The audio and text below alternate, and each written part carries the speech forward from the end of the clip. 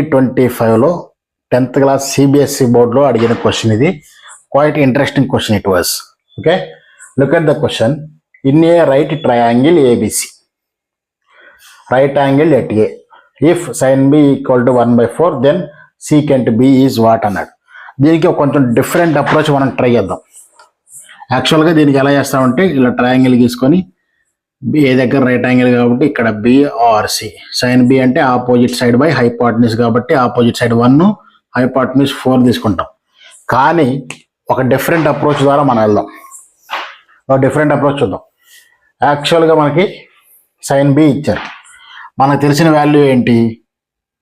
Sign square B plus cos square B equals to 1.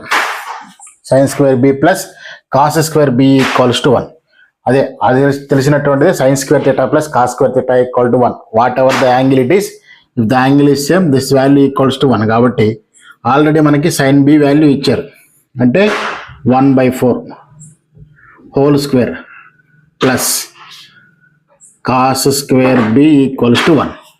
1/4 whole square అంటే 1/16 plus cos square B equals to 1.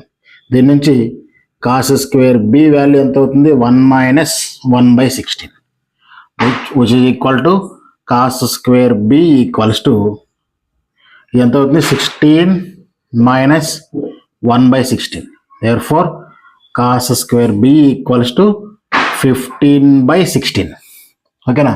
Square అటు పోతే root అవుతుంది కాబట్టి cos B equal to square root of 15/16. Root లోపల 16 ఉంటే 4 అవుద్ది.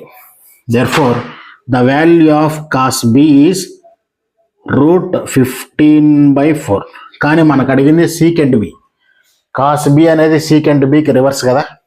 Therefore secant B, the value of secant B is nothing but 4/√15. Cos secant ఒకదానికొకటి reverse కాబట్టి దీనికి ఒక్కదానికి ఈ మోడల్ అప్రోచ్ చేసాం.